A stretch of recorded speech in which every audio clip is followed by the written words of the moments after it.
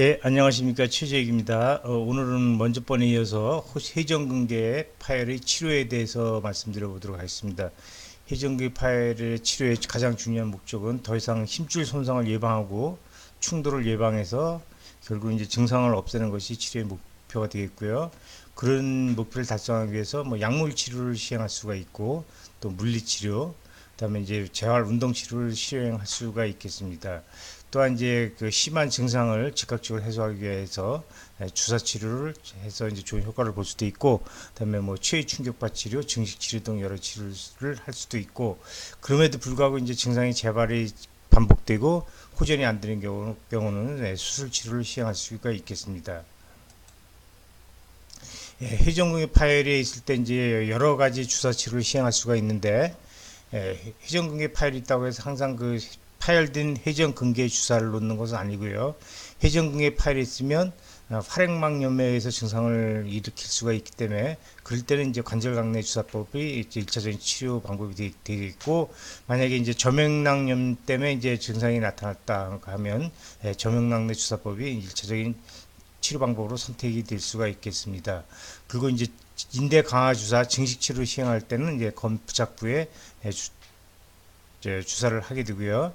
그다음에 이제 그 일단 증상을 1차적으로 해소시키기 위해서 신경 차단술, 특히 이제 뭐 애과신경이나 상경갑신경 차단술을 시행할 수가 있겠고, 이제 유발점 치료법, 수프라스피나투스, 인프라스피나투스, 뭐 보트라피추스 등의 이제 유발점 주사법도 이제 증상을 즉각적으로 해소시키는데 좋은 치료법이라고 볼 수가 있겠습니다. 어깨 환자가 이제 병원에 오게 되면 검사를 하게 되면 여러 가지 이제 소견을 보이게 됩니다. 이 환자도 보게 되면 한 환자인데 단순 엑스레이 사진상 견봉쇄골 관절에 그 관절 퇴행성 관절염 그 골극을 보이고 있고요. 초음파에서도 마찬가지 소견이고, 이 환자가 이제 손도 저리고 위크니스를 보였는데 MRI를 찍어 보니까 서비칼 마이엘로패티, 그러니까 척수증 소견도 보이고 있습니다. 초음파 검사에서 그 어깨 관절각 내 수액절이 이피전이 관찰이 되고 극상건의 파열, 그리고 견갑 하근건의 파열을 보이고 있는데, 그러면 이런 많은 소견을 보이고 있을 때 어느 것을 일차적인 타겟을 해서 치료를 할 것인가를 우리가 결정을 해야 됩니다.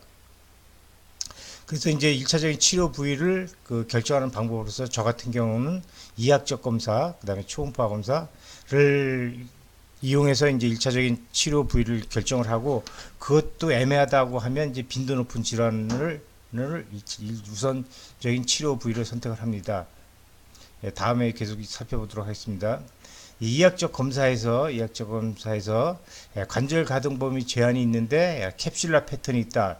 즉 익스터널 로테이션 리미테이션이 에비덕션 로테이션 리미테이션보다 더 심할 경우를 캡슐라 패턴이라고 하는데, 이럴 경우 또는 이제 초음파 검사에서 그 발세스 이두박근 건 주변에 수액조리가 심하게 보이는 경우는 우선적으로 인트라 아티큘라를 우선적으로 1차적인 치료 부위로 선택을 합니다.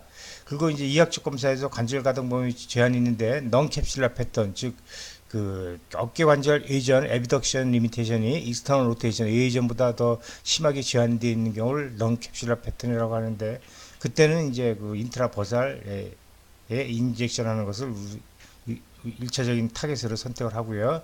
만약에 그때도 이제 초음파를 보게 되면 대개는 버사의 입시장이 상당히 심하게 있거나 아니면 초음파 가이드 임피지먼트 테스트를 했을 때 임피지가 이제 뚜렷하게 견봉 아래에서 보이는 경우 우리가 버사를 1차적인 타겟으로 삼을 수가 있겠습니다. 텐던의 문제인 경우는 대개는 관절가동 질환이 없고 저항검사에서 포지티브 소견을 보이게 되는데, 그 경우에 우리가 텐디노시스 또는 뭐 텐던 테어라고 볼 수가 있는데, 이럴 경우에는 대개 이제 그 테노페리티알 정션 텐던이 그 본에 붙는 부위를 뭐 2차적인 타겟으로 삼을 수도 있고, 그렇지만 이제 이렇게 힘줄의 문제일 경우에도 현재의 증상은 결국은 시노바이티스나 버사이티스에 의해서 현재의 증상이 일어날 수가 있기 때문에 그때도 이제 이학적 검사 소견을 바탕으로 해서 인트라 아티큘라 인젝션을 하거나 아니면 인트라 버살 인젝션, 버사에다 주사를 이제 시행할 수가 있겠습니다. 이제 그 또한 이제 칼시픽 텐디나이티스 석회성 건염이죠. 그럴 경우에는 대개 관절 가동범위 제한돼 있고 저항 검사에서도 파지티브 소견을 보이는 경우가 이제 흔한 소견인데, 그때는 이제 보사에다 먼저 인젝션을 하고 그다음에 그 주사 바늘로 칼시피케이션을 여러 번 니들링해서 칼시피케이션을 깨주는 그런 치료를 시행을 하게 됩니다. 먼저 이제 관절 강내 주사하는 방법을 살펴보도록 하겠습니다. 관절 강내 주사를 하는 이유는 통증을 감소시키고, 이제 그다음에 관절 가동 범위 제한을 해제 치료하기 위해서 이제 관절 강내 주사를 하게 되는데, 저 같은 경우에 이제 트리암실린을 20mg을 한 두 번 내지 한 세 번 정도, 처음에는 일주일 간격으로, 그다음에 2주 간격으로 이렇게 두 번 내지 세 번 정도 주사를 하게 됩니다. 요거 이제 앉아서 하는 주사하는 방법인데, 앉아서 주사하는 방법은 그 에크로미온의 견봉의 그 포스트리어 앵글, 포스트 코너에서 1cm 아래 부위가 이제 니들이 삽입되는 부위가 됩니다. 그래서 이제 그 부위를 엄지, 검지로 이제 고정을 하고, 저기 보면 네 번째, 세 번째 손가락으로 앞쪽에 코라코이드 프로세스, 그 오구돌기를 촉진한 다음에 바늘은 오구돌기를 향해서 이제 진입을 하게 됩니다. 오구돌기 진입해서 본터치가 되면 본터치를 꼭 유지하면서 주사를 시행을 해야 됩니다. 동영상을 한번 살펴보도록 하겠습니다.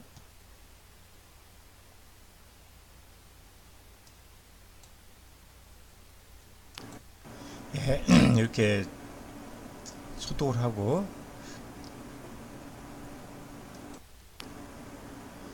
코라코이드 프로세스 촉진하고 주사 부위 고정하고 피부를 뚫고 들어가서 코라코이드 프로세스를 향해서 진입한 뒤에 본터치가 되면 본터치를 유지하면서 주사를 하셔야 됩니다. 그리고 이제 주사를 하고 나서는 약이 골고루 퍼지게 두세 번 어깨로 움직여 줍니다. 이렇게 이제 앉아서 주사하는 방법이 이제 편한데요. 이제 앉아서 주사를 하게 되면 또 가끔 가다 이제 통증 때문에 통증에 대한 주사에 대한 공포감 때문에 페인샥이 오는 경우도 있습니다. 그래서 주사를 맞고 나서 이제 어지럽거나 뭐 그런 경우가 있기 때문에 이렇게 엎드려서 뒤쪽에서 똑같습니다. 견봉의 뒤쪽 포스테리어 코너 1cm 하방에서 앞쪽 코라코이드 프로세스를 향해서 바늘을 진입시켜서 본터치가 되면 인젝션을 하시면 되겠습니다. 이렇게 이제 그 블라인드하게 이제 주사를 할 수가 있고요.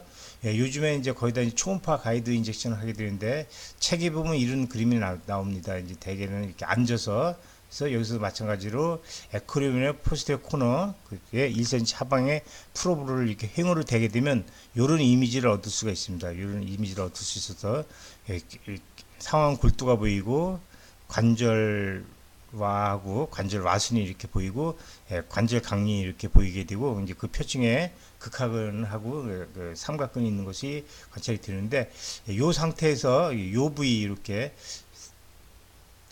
상완 골두가 이렇게 쭉 올라가다가 평행하게 돌아가는 이 부위가 타겟이 됩니다. 이제 그 부위를 주사하기 쉽게 프로브를 댄 상태에서 뭐 뒤쪽에서 바깥쪽에서 안쪽에서 바깥쪽으로 인젝션 할 수도 있고, 이제 바깥쪽에서 내측으로 인젝션을 할 수가 있는데, 여기서도 이제 가장 중요한 것은 뭐냐면 이 상태에서 팔을 인터널 로테이션, 내전 시키는 겁니다. 인터널 내전 시키게 되면 대개 이제 관절강이 이렇게 넓어지는 것을 우리가 확인할 수가 있어서 주사를 용이하게 할 수가 있습니다. 그것도 이것도 마찬가지로 이제 이렇게 앉아서 하게 되면 대개 이제 그 페인샥 같은 게 일어날 가능성이 많기 때문에, 요즘 저 같은 경우는 다 누워서 주사를 시행을 합니다. 이렇게 옆으로 누운 상태에서 그쪽 팔로 배를 이렇게 배를 잡게 합니다.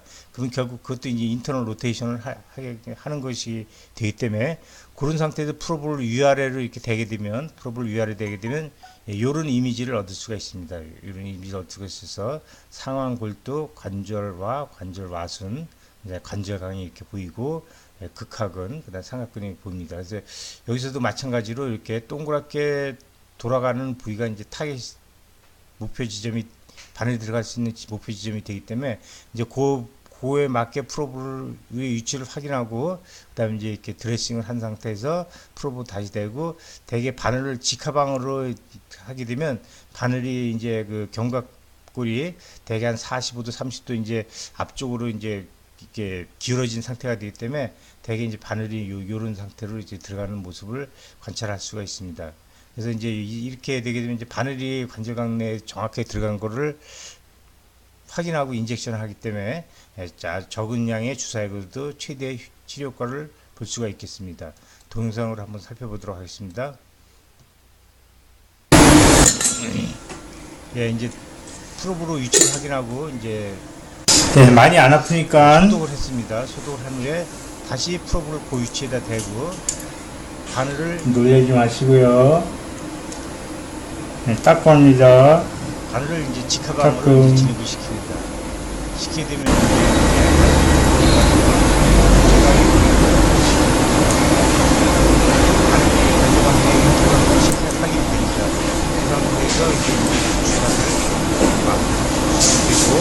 경우에 따라서 주사 포획이 잘 안 들어가는 경우가 있는데 주사 바늘 돌려서 별로 안 아프죠? 네. 여기서 보이는 주사약이 들어가서 관절각이 벌어진 것을 별로 벌어진 것을 관찰할 수가 있습니다.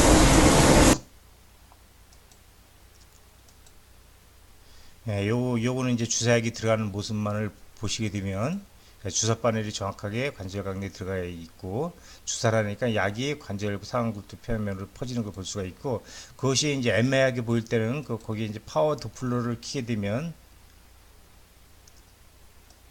파워 도플러 키고 주사 바늘이 들어가 있습니다. 약이 쭉 관절 상안골두 관절각 내에 이렇게 퍼지는 것을 관찰할 수가 있겠습니다. 이게 이제 초음파 가이드 인젝션 하게 되면 정확하게 관절각 내 주사를 시행할 수가 있고, 그래서 환자의 통증도 적고 주사 받을 때, 그다음에 적은 양의 약제로도 최대의 치료 효과를 얻을 수 있는 장점이 있다라고 말씀드릴 수가 있겠습니다. 다음에 이제 저맥낭내 주사 치료 방법입니다. 저맥낭내 주사 치료할 때도 이거 이제 블라인드하게 하는 방법인데 가장 압통이 심한 부위를 확인해서 그 부위를 에다가 이제 대개 이제 리도케인 4cc에다가 트리암실로 20mg 정도를 섞어서 쭉 들어가서 본터치가 되면 약간 릴리즈, 약간 조금 빼는 정도는 아니고 이제 압력을 조금 줄인 상태에서 한 5분의 1 정도 이제 주사를 하고 다시 주사바늘 빼서 그 앞쪽에다 주사바늘 진입시켜서 5분의 1, 뒤쪽에다 5분의 1, 그다음 위쪽에다 5분의 1, 아래쪽에다 5분의 1 이렇게 전체적으로 인필트레이션 골고루 뿌려주는 방법으로 주사를 하게 되고요. 요거 이제 견봉화 저맥낭에 할 때는 견봉의 아래쪽 면에서 약간 상방 한 15도나 20도로 진입을 시켜서 주사치료를 시행하게 됩니다. 이것도 이제 초음파를 이용하게 되는데요. 최근에는 이렇게 책에 보면 되게 이렇게 앉아서 뒤쪽에서 초음파를 대고 이제 주사를 하는 방법인데 그렇게 되면 이제 이 그림에서 여기 대결절이 보이고 극상근이 보이고 삼각근이 보이고 여기에 이제 저맥낭이 보이는데 대개 뒤에서 이쪽으로 주사바늘이 들어가게 됩니다. 이것도 마찬가지로 이렇게 앉아서 주사를 하게 되면 주사에 대한 공포감 때문에 주사를 맞고 나서 어지럽거나 뭐 그런 경우가 있기 때문에 저 같은 경우에는 다 이렇게 누워서 주사를 하게 됩니다. 누워서 주사를 할 때는 이제 이렇게 프로브를 대서 이제 저맥낭이 가장 많이 부종이 되어 있는 상태를 찾습니다. 찾은 다음에 이제 프로브를 그 상태로 대고 주사 바늘이 그 프로브의 방향에 맞게 이렇게 들어가게 되면 이렇게 주사 바늘이 저맥낭에 들어간 걸 정확하게 볼 수가 있겠습니다. 그래서 이제 여기서 이제 요점은 가장 저맥낭이 이제 부종이 된 부위를 찾고 프로브를 그 상태 그대로 대고 주사 바늘의 방향은 프로브 방향대로 들어간다는 것이 요점이 되겠습니다. 동영상으로 한번 살펴보시게 되면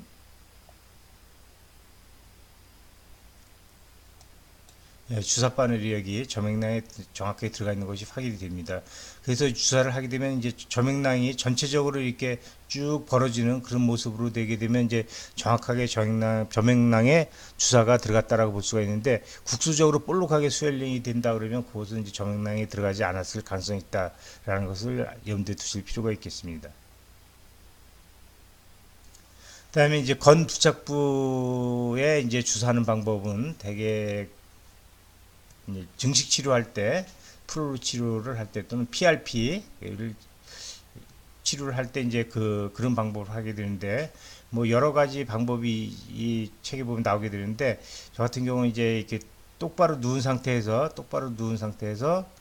견갑 하근건, 그다음에 극상건, 그다음에 극상근 견갑 하근건, 극하건 부착부에 주사를 하게 됩니다. 이제 똑바로 누운 상태에서 그 팔을 예전시키게 되면 여기 소결절이 이제 밖으로 노출되게 되기 때문에 그 부위에다가 이제 견갑 하근건 부착부에다 주사를 할 수가 있고요. 다음에 팔을 내전시키게 되면 극상근이 바깥으로 노출되기 때문에 견봉 바로 아래쪽에서 그 극상근의 부착부에다 주사를 할 수가 있겠고, 그 다음에 이제 그 바깥으로 이렇게 촉진해서 아래쪽으로 이렇게 이동하게 되면 견갑 하근건의 부착부에 주사를 할 수가 있겠습니다. 요거 이제 초음파에서 극상근이 이제 그 대결절의 부착 부위를 확인하고 그 부위에 맞게 이제 그 부위에다가 주사하는 방법이 되겠습니다. 이건 초음파 유도하에 하는 방법이고요.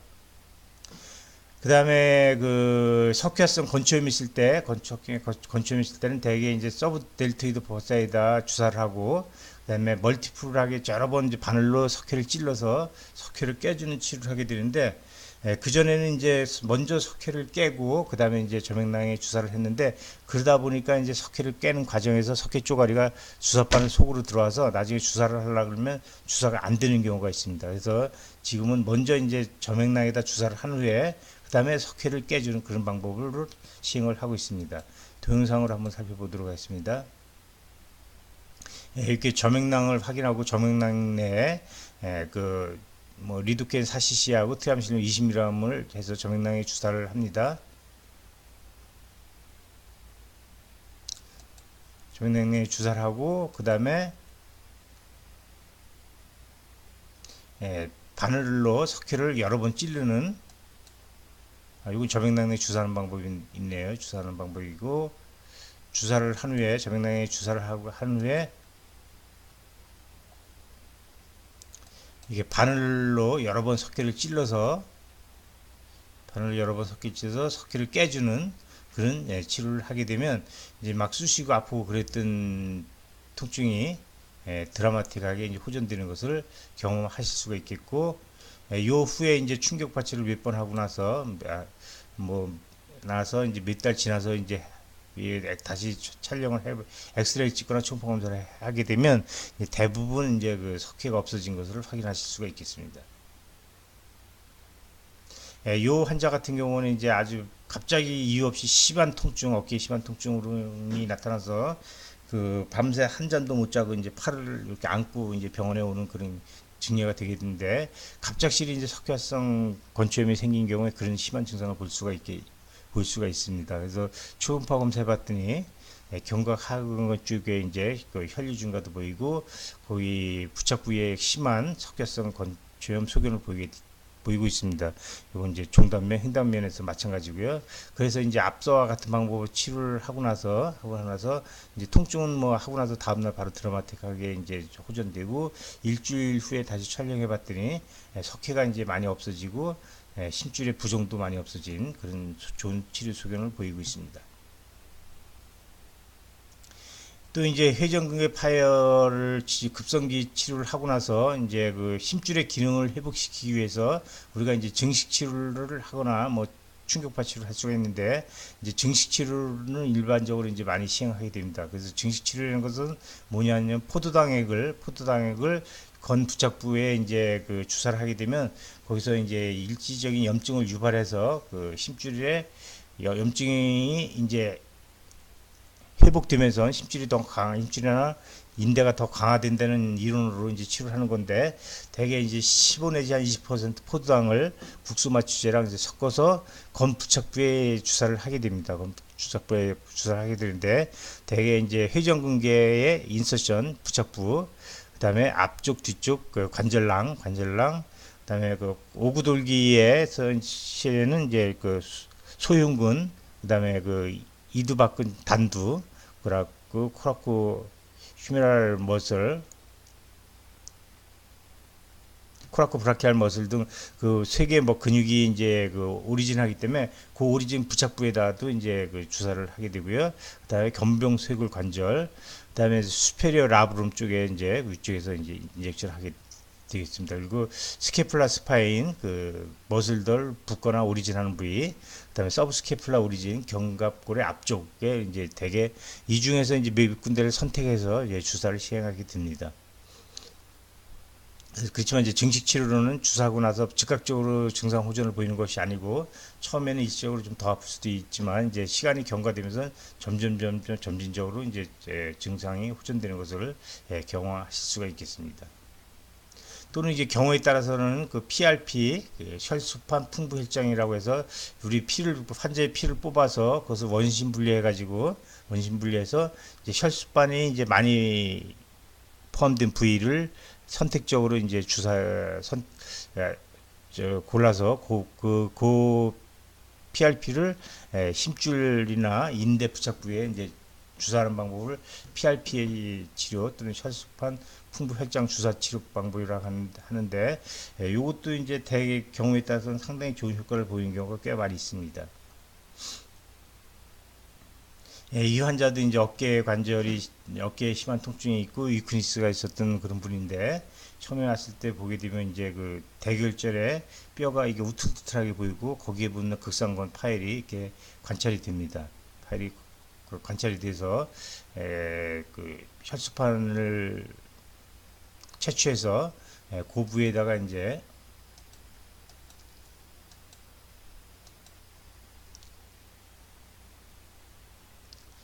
건 부착부에다 이제 이렇게 주사를 하는 그런 모습입니다. 초음파 모습이고 주사반에 들어가서 건 부착부에다 이렇게 주사를 하고 났더니 요거 이제 주사하기 전 사진이고요. 이건 주사하고 한 후의 사진인데 요것이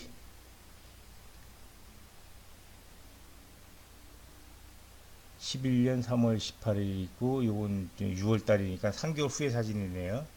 보면 이제 처음에 왔을 때 이제 그 극상근이 많이 저에코, 하이포에코 스웰링 돼 있고 여기 뼈도 우툴투툴한 그런 모습 보이고 여기 파열된 그런 모습을 보여주고 있는데, 횡단면에서도 이제 하이포에코 스웰링, 저에코 부종이 심줄에 관찰되는데, 여기 나중에 팔로업 추적 검사에서 보게 되면 되게 극상근에 좀이 부기가 줄어들고 하이퍼 에코이가 하얗게 보이는 그런 모습을 보여주고요. 여기에서도 울퉁불퉁했던 뼈의 모양이 많이 좀 감소된, 그러니까 리모델링이 된 그런 모습을 보여주고 있습니다. 심줄의 에코도 증가되어 있고 두께도 부종도 줄어들고 횡단면에도 마찬가지고요. 그래서 이런 치료도 이제 경우에 따라서는 좋은 치료 효과를 보일 수 있다고 생각을 합니다. 그 다음에 이제 그 1차적인 이제 증상 호전을 위해서 극하건, 극상건 또는 삼각근이나 뭐 어퍼 트라페지우스 상승모근에 이제 국수 마취제로 이제 그 압통점을 찾아서 인젝션하게 되면 그것도 이제 좋은 치료 효과를 보일 수가 있겠습니다. 다음에 신경 차단술, 뭐 원인이 어떻든 간에 1차적으로 이제 그 증상을 좀 호전시켜야 되겠다라고 할 때 우리가 신경 차단술을 시행할 수가 있는데, 가장 많이 선택되는 신경은 상경갑 신경입니다. 상경갑 신경이고 경우에 따라서는 애과신경도 뭐 선택이 되기도 하지만 대부분 상경갑 신경이 이제 치료의 대상으로 선택이 됩니다. 초음파 프로브를 위에서 이렇게 되게 되면 스케플라 견갑골의 위쪽에 그 극상건와라고 하는데 거기가 보이고 그 부위에서 이렇게 오목하게 좀 들어간 부위가 있습니다. 그래서 오목한 부위에 대개 신경하고 혈관이 같이 진행하기 때문에 그 부위를 타겟으로 선택해서 이제 주사를 시행하게 됩니다. 대개 이제 1% 국수마취 한 5cc에다가 트리암신 20mg 정도 섞어서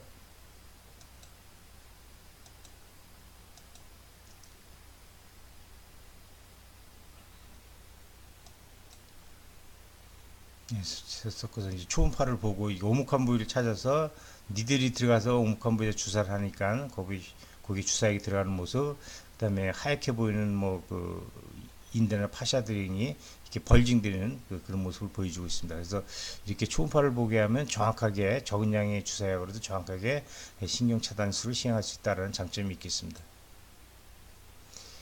네, 애과신경은 이제 뭐 이렇게 블라인드 하게 하는 방법도 있는데 블라인드 하게 하는 방법은 거의 뭐 실패한다고 보시면 될 것 같고요. 네, 초음파를 보고 이용할 수가 있는데 초음파를 팔 위측에 위아래로 길게 되게 되면 여기 테레스 마이너가 이렇게 관찰이 되고 그다음에 그 아래쪽에 이제 포스테리어 엑실라리 너브 뒤쪽에 이제 애과 동맥이 관찰이 되고 그 동맥과 이렇게 그 테레스 마이너 사이에 이제 엑실라리 너브가 위치하고 있기 때문에 초음파를 보고 이 상태에서 곧다 그 부위 주변에다 인젝션을 시행하면 효과적으로 애과신경을 차단할 수가 있겠습니다.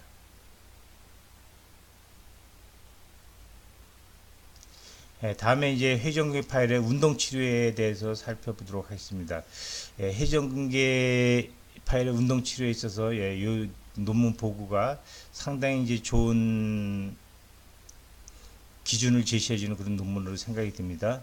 그래서 이제 만약에 이제 세라투스 엔테리어 전거근의 세라투스 엔테리어가 이제 유크니스가 있게 되게 되면 팔을 올릴 때 견갑골이 위쪽으로 60도 돌아가야 되는데 그것이 안 되고 그다음에 그 팔을 올릴 때 견갑골이 뒤쪽으로 기울어져야 되는데 뒤쪽으로 기울어지는 것이 안 되기 때문에 충돌 증후군이 일어날 수가 있고 그다음에 그래서 2차적으로 심줄이나 관절에 염증을 일으킬 수가 있기 때문에 전거근은 강화시켜줘야 되는 그런 이유가 되겠습니다. 그다음에 이제 그 상승모근이 너무 이제 과도하게 활성화가 되게 되면 클레비클 쇄골을 너무 위쪽으로 잡아당기고 그다음에 그 견갑골이 뒤쪽으로 기울어지는 것을 억제해서 또 문제를 일으킬 수가 있기 때문에 상승모근은 이제 그 이완시켜줘야 되는 그런 근육이 되겠습니다. 그다음에 소흉근이 이제 그 너무 타이트하게 되게 되면 견갑골을 앞쪽으로 이렇게 당겨서 견갑골을 인터널 로테이션이 그 심해지고 앞쪽으로 기울어지기 때문에 팔을 올릴 때 그 견갑골이 뒤쪽으로 기울어지는 것을 억제하기 때문에 소흉근은 이완시켜 줘야 되는 그런 근육이 되는 것이고요. 그다음에 그 어깨 관절 뒤쪽에 관절낭이 이제 타이트하게 되면 구축이 되어 있으면 팔을 올릴 때 상완 골두가 약간 뒤쪽 아래쪽으로 이동해야 되는데 그것이 뒤쪽 아래쪽으로 이동을 못하기 때문에 상완 골두가 앞쪽 위쪽으로 이동해서 충돌 증후군을 일으킬 수가 있겠고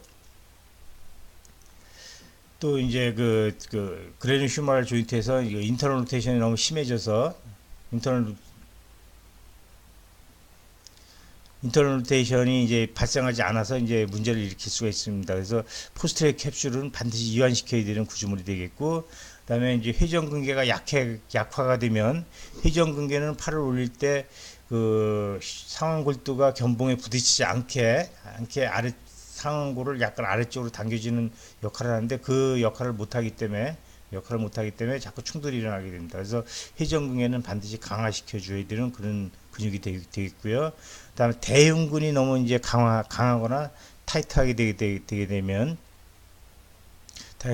팔을 올릴 때 클레비클이 이제 뒤쪽으로 약간 이동을 하고 해야 되는데 뒤쪽으로 이동을 하면서 한 30도 엘리베이션이 돼야 이제 그 정상적인 그 스켈프 휴메럴 리듬이 이루어지는데 그것이 안 되기 때문에 충돌 증후군이 일어나게 됩니다. 그래서 픽토랄리스 메이저도 반드시 이완시켜 줘야 되는 그런 근육이 되겠고요. 그다음에 소라식 하이포시스 너무 이제 등이 구부정한 경우에 상완골이 이제 위쪽으로 이동해서 위치하게 되기 때문에 팔을 올릴 때 그 상완골이 바깥으로 60도 회전하는 것이 안 되고 뒤쪽으로 포스트 틸팅이 안 됩니다. 틸팅이 안 돼서 이제 소라식 카이포시스가 있다면 반드시 교정되어야 되는 그런 구조물이다라고 생각을 하시면 되겠습니다. 그래서 요 자료를 보게 되면 어떤 구조물들은 약해서 문제가 되니까 강화시켜 줘야 되고, 어떤 구조물들은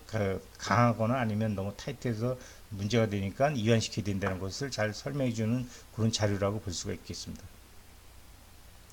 그래서 이제 어깨 회전근개 파일에서 어깨 운동 치료할 때 가장 1차적인 것이 스트레칭입니다. 그래서 스트레칭을 해가지고 이제 해서 관절 가동 범위를 회복하는 것이 가장 1차적인 목표가 되겠고요. 그 다음에 회전근개 강화 운동, 로테이터 커플을 스트렝스 시켜서 그 근력을 회복하는 거.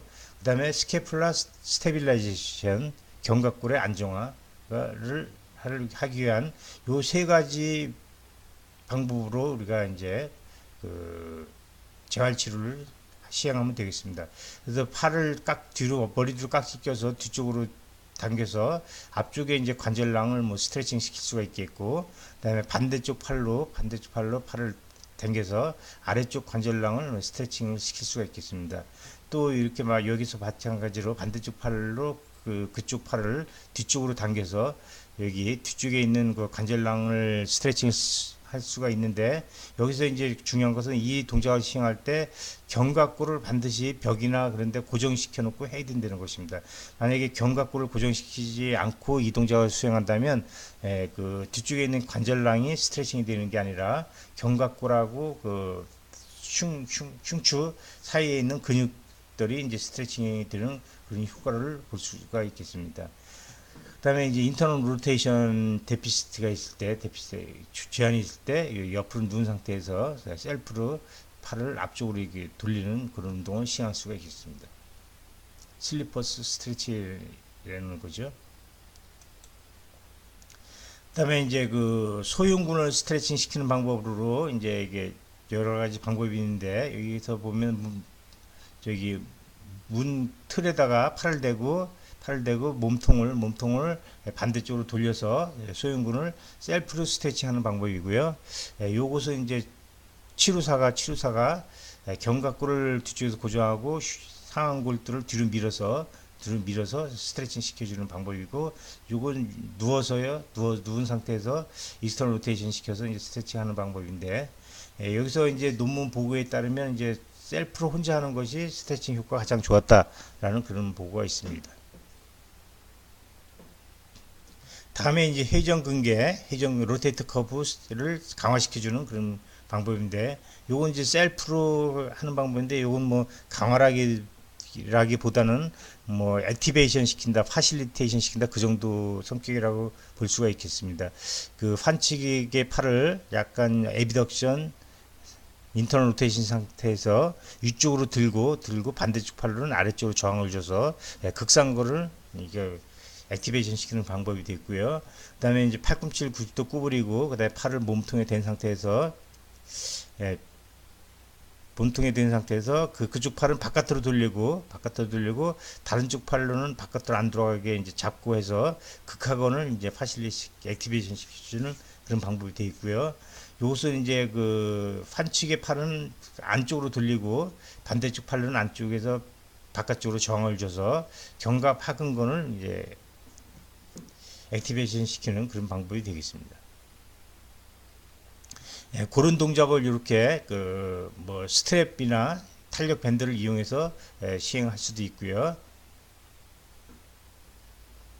경우에 따라서는 이렇게 아령을 갖고 시행을 할 수도 있겠습니다. 또 이제 아령을 갖고 옆으로 누워서 할 때는 그 익스터널 로테이션 할 때 몸통하고 팔 사이에 뭐 이렇게 베개나 또는 다른 구조물을 껴서 그것이 제대로 유지되는 상태에서 익스터널 로테이션을 시행을 해야 됩니다. 그렇지 않고 이제 하게 되면 이제 팔을 익스터널 로테이션 할 때 그 익스터널 로테이션 아니라 팔을 에비덕션 하는 그런 오류를 범할 수가 있기 때문입니다. 그래서 이제 자세에 따라서 이렇게 극상건, 극하건, 견갑 하근건을 강화시켜 주는 운동을 시행할 수가 있겠습니다. 요거 이제 스캐플라 스테빌리제이션 방법인데, 견갑골 안정화에서 목표가 되는 근육은 전곡은 세라투스 엔테리어, 그 다음에 미들 앤드 로 트라페치우스, 중 하부 승모근이 되겠습니다. 팔을 옆으로 벌린 상태에서 엄지가 유루하게 유지하고 이 상태에서 날개뼈를 서로 모은다는 방향으로 힘을 주면서 팔을 올리는 겁니다. 그래서 엄지가 위를 향하고 있는 것이 중요하고 날개뼈를 서로 모은다는 마음으로 이제 운동을 시행하게 되고, 여기서 팔을 올린 상태에서 위로 팔을 들게 되는데, 여기서도 마찬가지로 엄지가 위로 올려진 상태에서 날개뼈를 모으는 방법으로 하게 되면 이제 이게 미들 로어 트라페지우스 합승모근을 운동을 할 수가 있겠습니다. 능형근은 꼭 그 운동을 시켜줘야 되는 그런 근육은 꼭 아니고요. 그다음에 정곡은 세라투 센트리어가 이제 아주 그 팔을 올릴 때 그 견갑골을 60도 회전시키고, 그다음에 견갑골을 포스트 틸팅 뒤쪽으로 기울어지게 하는 중요한 근육이기 때문에 이 근육은 대개 좀 약해져 있습니다. 그래서 이것을 강화시켜 주는 것이 이제 상당히 중요한 근육이 되겠습니다. 이건 이제 푸시업 플러스라 그래서 이제 푸시업 플러스라서 이렇게 푸시업 자세를 한 상태에서 그 견갑골을 앞쪽으로 당겨서 견갑골을 몸통에 붙게 힘을 주는 겁니다. 이것도 마찬가지로 그 팔로 벽을 눌러서 견갑골을 몸에 붙인다는 생각으로 견갑골을 몸에 붙인 상태에서 이렇게 위쪽으로 밀어주는 그런 방법이 되겠습니다.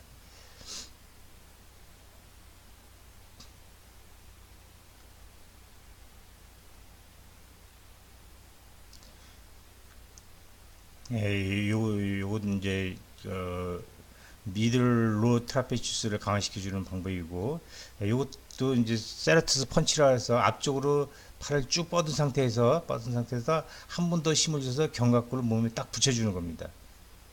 힘 빼고 그때 탄력 밴드를 이용해서 할 수도 있고, 뭐 이렇게 서서 할 수도 있고, 요건 이제 푸시업 하는 상태에서 하는데, 이제 한 손은 공이나 이렇게 보스를 대게 되면 이제 상당히 이제 밸런스가 깨진 자세가 되니까 요건 상당히 이제 고난도의 운동이 되겠습니다. 요 상태에서도 역시 파이널로서는 날개뼈를 몸통에 딱 붙이는, 그러니까 견갑골을 프로트랙션 시키는, 앞으로 당기는 그런 동작을 하는 것이 이제 파이널이 되겠습니다. 그 다음에 이제 프로프리셉티브 센스를 활성화시키기 위해서 팔을 들긴 상태에서 치료사가 계속 이거 디스터 방해를 하고 방향을 앞뒤로 위아래를 밀어서 이게 자극을 주게 되면, 그럼에도 불구하고 이제 환자는 똑바른 자세를 유지할 수 있도록 하는 거고, 이것도 마찬가지입니다. 위아래로 이렇게 밀어줄 때, 또 엎드린 상태에서 내 H측으로 밀어줄 때, 이건 이제 서로 공을 갖고 서로 밀고 힘 빼고 하는 과정에서도 항상 공이 잘 제대로 유지될 수 있게 해서 프로프리셉티브 센스, 고유 수용성 감각을 파실리테이션 시키는 그런 방법이 되겠습니다. 요건 이제 공 떨어뜨리고 자꾸 하는 그런 방법이 되겠고요.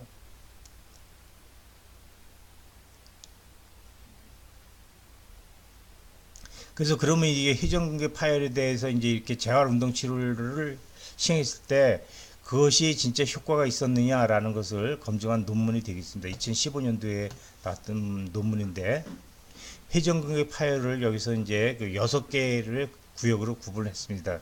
그래서 극상근하고 극하근, 그다음에 그 테레스 마이너, 소음근, 그다음에 견갑하근근은 이제 크니까 상부, 하부로 이렇게 나눠서 6개의 이제 건으로 이제 구분을 해서 그 어떤 건이 파열이 됐을 때 치료 효과가 가장 좋고 치료 효과가 어떤 경우에 가장 나빴는지를 연구한 논문이 되겠는데, 45명을 대상으로 했고요. 그래서 이제 처음에 이 사람들이 회전근개 파열 때문에 이제 팔을 50도 내지 80도밖에 들 수 없는, 그러니까 90도 이상이 들어져야 되는데 팔을 들 수 없었다는 거 이해를 하시면 되겠습니다. 그래서 슈도 파라라이시스다. 신경마비가 아닌 상태에서 팔을 못 움직이니까 슈도 파라라이시스다라는 용어를 사용하게 된 것이고요. 그래서 이제 그 사람들을 쭉 구분을 해서 이제 재활 훈련을 시키고, 그 다음에 2년 후에 팔로우를 해서 만약에 이제 160도 이상 올릴 수 있으면 이제 재활이 성공한 케이스로 판단했을 때 가장 치료 효과가 좋았던 경우는 D그룹인데 15명을 시행을 해서 14명이 이제 성공을 했습니다. 그런 경우는 뭐냐면 극상권하고 극하권만 파일이 된 경우가 이제 성공률이 가장 좋았습니다. 그리고 이제 가장 성공률이 나빴던 경우가 보면 B그룹인데 9명을 시행했는데 한 명도 팔을 올리는데 성공을 못했습니다. 그래서 그 그룹은 보게 되면 극상권 기본적으로 이제 파일이 되어 있는 거고 경과 파근권의 상부 하부가 모두 같이 이제 파일이 되어 있는 경우가 가장 치료 효과가 나빴다. 그래서 이제 그때는 0%, 가장 좋은 경우는 한 90% 이상, 그 다음에 대개는 한 60% 정도가 이제 위치에 따라서 성공을 했습니다. 그래서 이제 우리가 요걸 보게 되면 경과 파근권이 우리가 기능이 상당히 중요하다는 것을 역으로 생각할 수가 있겠고요. 그래서 이런 경우에는 이제 우리가 적극적으로 재활 치료를 하면 좋은 효과를 볼 수 있다는 것을 예측을 할 수가 있겠습니다.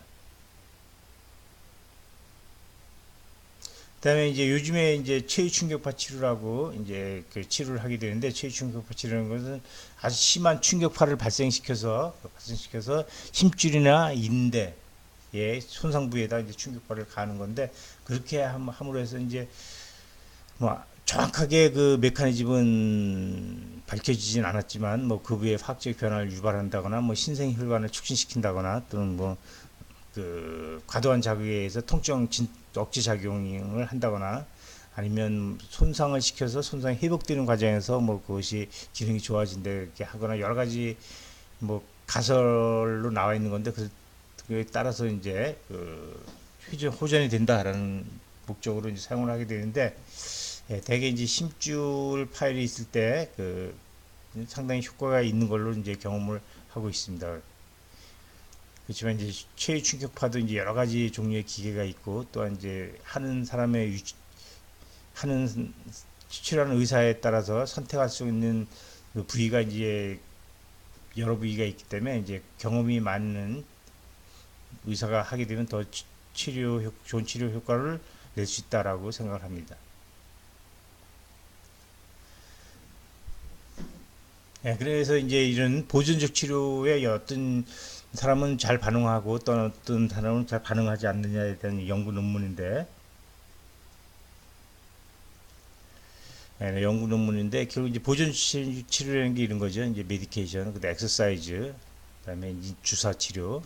그래서 이제 관절 가동 범위를 증가시키고 스캐플라 스테빌레이션 시키고 회전 경력을 강화시키기 위한 목적으로 이제 이런 보존적 치료를 하게 되는데, 대개 이제 그 경과가 좋았던 사람을 보게 되면 익스터널 로테이션 ROM이 잘 유지가 되어 있는 사람들, 그다음에 임피지먼트 사인이 별로 없던 사람들, 머스트 근육의 위축이 별로 없었던 사람들, 그다음에 이제 그 힘줄 극상권의 그 인트라아티큘라 텐던이라고 해서 아주 중심성 힘줄이 이렇게 있는데, 그것이 잘 유지되어 있는 사람들은 대개 이제 그 보존 치료에 잘 반응을 했고, 그렇지 않은 사람들은 대개 수술을 받게 되는 경우가 많았다라는 것이 논문의 결론입니다. 그래서 이스터널 로테이션을 유지하는 게 중요하고, 그다음에 그 임피지먼트가 안 일어나게 잘 관리해 주는 것이 중요하게 하겠습니다.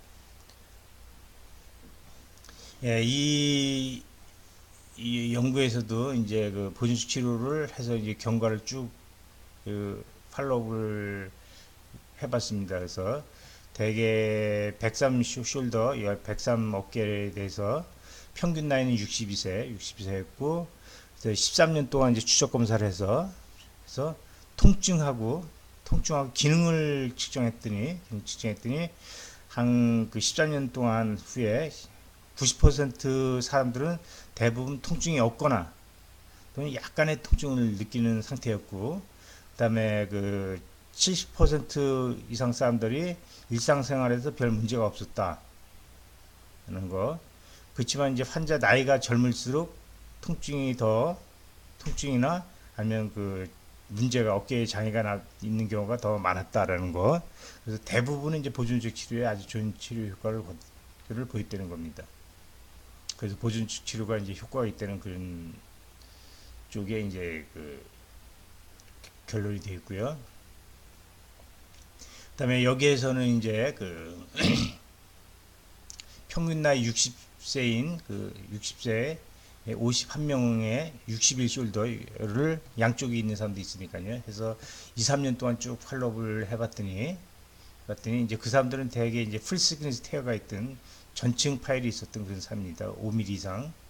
근데 한 반수 정도에서 이제 그 파일이 증가되고 한 8%에서는 파일이 감소되고 그러니까 한 43%는 별 차이가 없고 한 25%에서 그 새로운 파일이 발생했다. 그래서 반수 정도가 이제 파일이 증가됐다는 건데 파일이 증가된 사람들은 특징적으로 이제 통증이 더 증가되는 양상을 보였고 파일이 증가되는 거하고 파일의 크기, 나이, 그다음에 성별, 그다음에 외상의 병력, 그다음에 양측성하고는 아무 상관이 없었다는 겁니다. 그래서 여기에서는 이제 결국은 이제 반수 이상, 반수 정도에서는 파일이 더 증가되고 그럴 수가 있으니까 파일이 증가될 수 있고 파일 증가는 통증하고 이제 잘 밀접한 관계가 있으니까 반수 정도에서 파일이 증가될 수 있다는 걸 항상 염두에 두고 특히 이제 통증이 증가된 경우에 파일 가능성이 높으니까 그 통증을 잘 관리를 해야 된다라는 그 결론을 내리고 있습니다. 이제 회전근개 파일을 이렇게 보존적으로 치료해도 호전이 없는 경우에 우리가 이제 수술을 하게 되는데 그럼 수술 치료의 적응증에 대해서 살펴보도록 하겠습니다. 그래서 이제 회전근개 파일 환자들을 그룹 1, 그룹 2, 그룹 3를 이렇게 구분할 수가 있는데 그래서 이제 그룹 2의 환자들이 수술 치료에 적응증이 됩니다. 그래서 그룹 2의 환자들은 어떤 사람이냐 보면 이 레버시블 체인지에 위험성이 있는 사람이다. 라는 건데 그건 무슨 소리냐면 수술을 잘 적절하게 하게 되면 레버시블 체인지 회전근개의 기능을 잘 회복할 수가 있는데 수술을 안 하거나 이제 수술 시기가 늦어지게 되면 이 레버시블 체인지가 될 수 있다라는 그런 얘기가 되겠습니다. 그래서 그 사람들은 어떤 사람이냐 보면 이제 증상 있는 전층 파일 환자 중에서 이제 65세 이하인 경우, 그다음에 급성 회전근개 파열은 대개 이제 4개월 이내에 수술하는 것이 더 좋은 걸로 되어 있습니다. 그다음에 회전근개 파일이 있으면서 최근에 기능 소실이 동반된 경우 이게 수술 적응증이 되겠습니다. 그래서 이제 그룹 안에는 이 레버시블 체인지가 발생할 가능성이 거의 없는 사람들인데 뭐냐면 커프 손상이 없거나 부분 파일인 경우, 파셜 스테이인 경우, 그다음에 그룹 3에는 원래 이미 이제 이레버시블 체인지가 발생을 돼 있는 경우죠. 그래서 이제 파일이 너무 크거나 큰 크로닉 테어에서 70세 이상인 경우에는 어차피 수술을 빨리 하거나 늦게 하거나 회전근개의 그 기능을 완전히 회복시킬 수가 없기 때문에 그 수술이 그렇게 시기가 그렇게 중요하지 않다라는 그런 결론이 되겠습니다.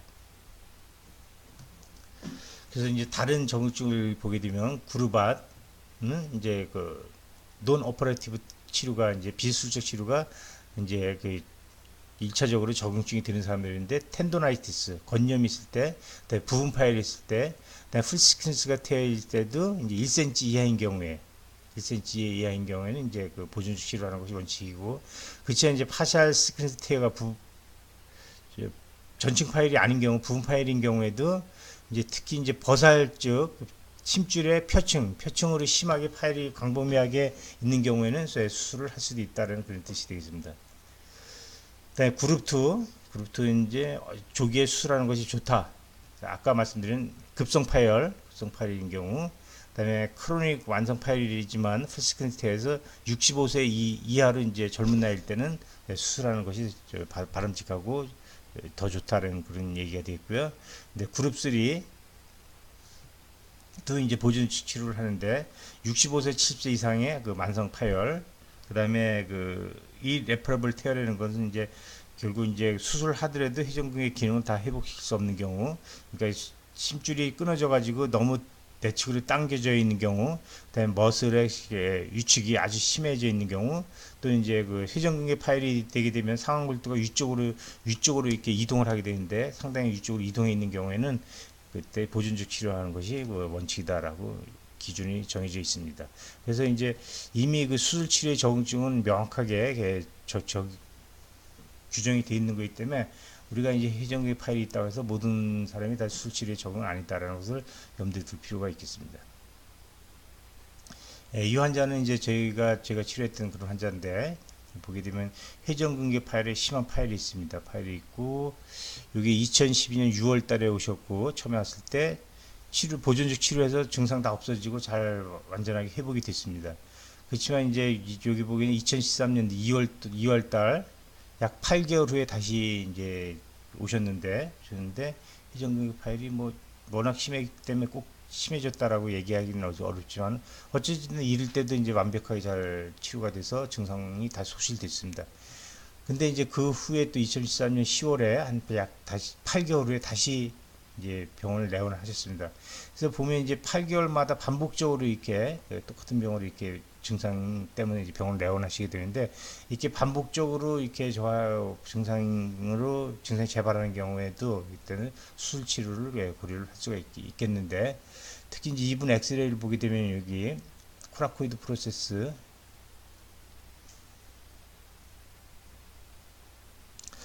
코라코 에코르미알 리가멘트, 견봉 쇄골인대 이렇게 석회화가 돼서 이렇게 뾰족하게 이렇게 석회화가 심하게 되어 있는 것을 볼 수가 있습니다.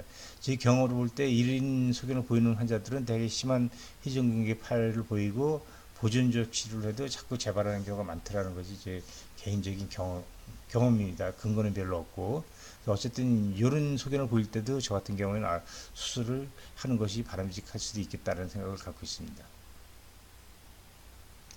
예, 이 환자는 이제 짚고 넘어져서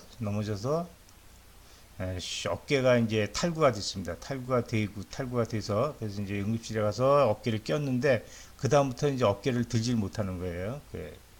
액티브 숄더 플렉션이 안 된다. 어깨를 들지 못하고, 그래서 이제 그 근력 검사를 하게 되면 보면 트레이스나 페어 정도로 아주 심한 근약증을 보여주고 있습니다. 보여줘서 MRI를 찍어보니까 이제 보면 이게 상완골두 대결절에 보면 뼈가 울퉁불퉁하고, 극상근의 그 파열이 아주 심한 정도입니다. 극상근, 그 다음에 견갑하근근 파열이 아주 심하고, 극상근 파열돼서 이제 거의 여기 관절 경계부가까지 더 리트랙션이 되게 되면 되게 이제 이 레버시블 체인지라고 해서 수술 적응증이 안 되는 건데, 이제 거의 그 정도 상태로 이게 상당히 심한 상태를 보여주고 있습니다. MRI 검사에서 초음파 검사에서도 극상권, 중단면 검사, 횡단면 검사에서 심한 파열 보여주고 있고, 견갑하근도 심한 파열 보여주고, 극하근만 약간 좀 남아있는 심한 상태를 보여주고 있습니다. 그래서 이 환자도 그렇지만 이제 수술을 할 수 있는 형편이 안 돼서 이제 그 버사에다 인젝션하고 PRP 치료하고 PDRN 주사도 맞고, 그다음에 운동 치료 이렇게 해서 결국 이제 팔을 다 어깨 올라가는 그런 상태로 회복이 됐고, 통증은 뭐 가끔 있지만 이제 뭐 참을 만한 정도, 그다음 자기 직업을 할 수 있는 그런 상태로까지 됐습니다. 그래서 이제 어깨가 안 올라갈 때 시야로 이제 보게 되니까 어깨가 올라가려면 대결절이 전부 아래쪽으로 돌아 들어가야 되는 거거든요. 돌아 들어가지 않습니다. 그 다음에 이제 재활치료 후에 어깨가 올라가는 상태에서는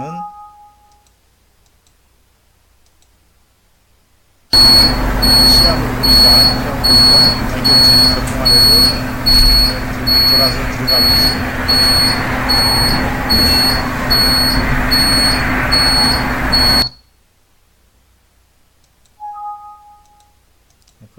돌아가는 사진이 안 돼. 돌아가는 것이 보이는데 지금 열리지가 않네요.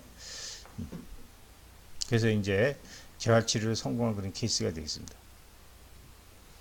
어깨 쇄전근개 파열의 수술치료 방법은 이렇게 데브리먼트, 이제 염증 그런 구조물들을 이렇게 제거하는 거, 그다음에 회전근개 파열을 봉합하는 거, 그다음에 견봉 성형수술, 그다음에 동반되어 있는 그 관절 아슨 파열이 있으면 아슨을 봉합하는 거, 그다음에 그 이두박근 십줄이 너무 너덜너덜하면 이두박근 십줄을 그냥 잘라주는 거인데, 그래서 견봉 성형술은 최근에는 연구에 의하면 견봉 성형술하고 커프 리페어를 같이 했던 사람이나 커프 리페어만 했던 사람이나 뭐 이렇게 경과에 아무 차이가 없더라 해서 최근에는 이제 견봉 성형술은 이제 하지 않는 추세인 것 같습니다.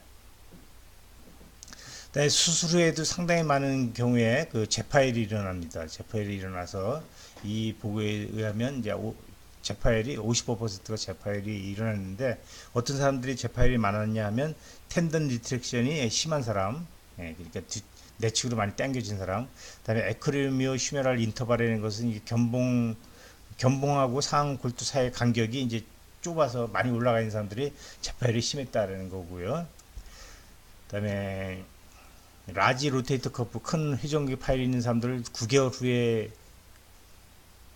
이렇게 검사를 했더니 이제 극상근이나 극하근이나 극상근에 이렇게 패티 체인지 근육으로 이제 근육 섬유가 이제 지방 등으로 이제 대체되는 건데 그런 게 심한 사람들에서 많이 파일이 됐고 여기에서는 1년 후에 이제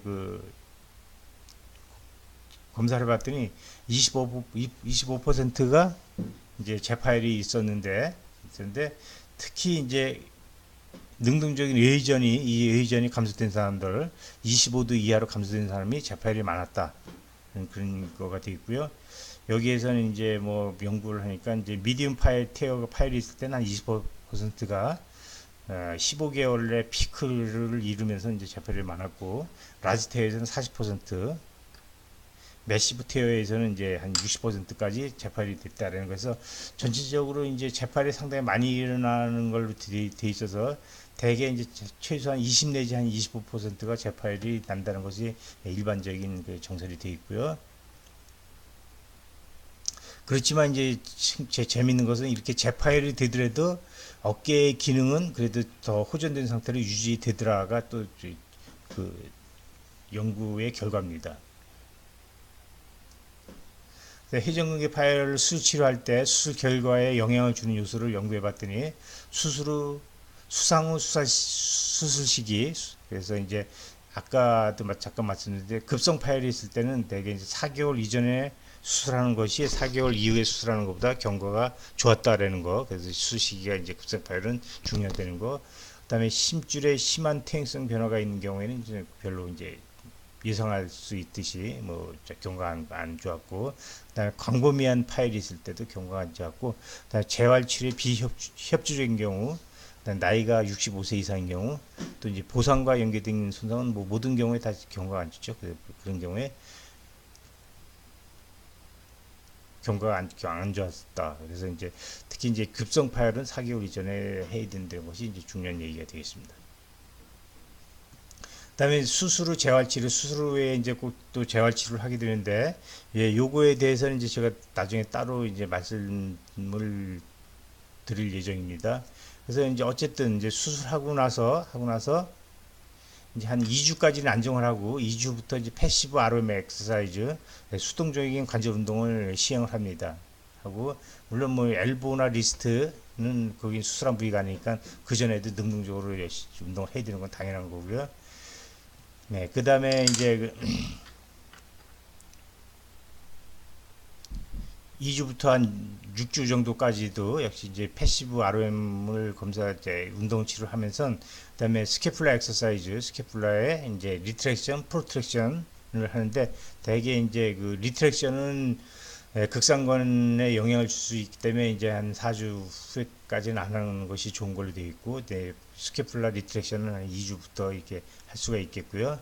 그다음에 이제 봉합된 회전건의 힘줄이 얼만큼 이제 리트랙션이 심하냐, 아니면 얼마나 심한 파일이냐에 따라서 이제 심하지 않은 경우는 한 4주 정도부터 액티브 엘리베이션을 시행을 합니다. 액티브 엘리베이션 시행하고, 힘줄이 너무 리트랙션이 심하고 그다음에 이제 광범위하게 이제 파일이 심하게 있었던 경우에는 이제 그 경우에는 대개 한 6주 정도부터 액티브 숄더 엑서사이즈 엘리베이션을 시행을 하게 되고, 그다음에 이제 한 12주 정도 3개월 지난 다음부터 저항 운동을 시행을 하게 됩니다. 대개는 이런 프로토콜을 갖고 이제 시행을 하게 되는데, 어쨌든 가장 중요한 것은 수술자의 의견을 적극적으로 반영한다. 그러니까 수술자의 의견이 가장 중요하다는 겁니다. 왜냐하면 수술장에서 그 심줄이나 그 상태를 가장 정확히 보는 의사가 수술하는 의사이기 때문에 수술하는 의사의 그 의견에 따라서 재활 운동을 시행을 해야 되겠습니다.